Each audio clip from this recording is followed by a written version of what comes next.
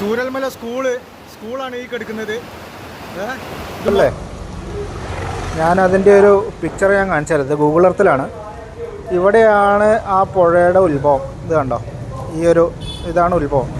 ഇവിടുന്ന് പൊട്ടി വന്നിട്ട് ഈ പുഴ ഒലിച്ചു വന്ന് ഈ കല്ലും മണ്ണും പാറയൊക്കെ കൂടെ വന്ന് ഇതാണ് മുണ്ടക്കൈ. കേട്ടോ, മുണ്ടക്കൈ എന്ന് പറയുന്ന സ്ഥലത്ത് ഈ കാണുന്ന വീടുകളും ഈ പുഴയോട് ചേർന്ന് ഈ കാണുന്ന വീടുകൾ അതൊക്കെ അതിൽ ഒലിച്ചു പോയി. ഇവിടെ കണ്ടോ, ഈ പുഴയോട് ചേർന്ന് എത്ര വീടുകളാണുള്ളത്.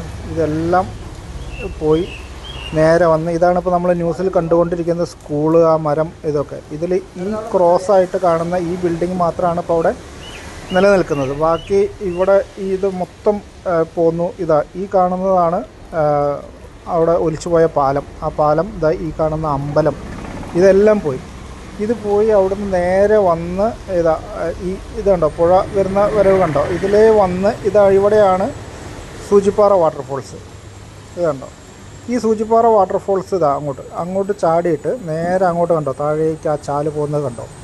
ഇതിലേ പോയി ഇവിടുന്ന് ഇങ്ങനെ പോയിട്ട് ഇത്രയും കിലോമീറ്റർ, പോത്തുകല്ല് കാണുന്നുണ്ടോ, ഇതുണ്ടോ, ഇത്രയും കിലോമീറ്റർ ഒഴുകി പോയിട്ടാണ് ആ ബോഡികൾ കിട്ടിയിട്ടുള്ളതെന്ന് പറഞ്ഞാൽ അതിൻ്റെ ഒരു ദുരന്തത്തിൻ്റെ വ്യാപ്തി എന്താണ്. അത്ര ദൂരം ആണ് ബോഡി ഒഴുകി പോയിട്ടുള്ളത്. നമുക്ക് ചിന്തിക്കാൻ പോലും പറ്റാത്തത്ര ദുരന്തമാണത്. ഇനിയും എത്ര ആൾ കിട്ടാനുണ്ട് എന്നുള്ളതാണ്. വല്ലാത്തൊരു കഷ്ടം തന്നെ അല്ലേ.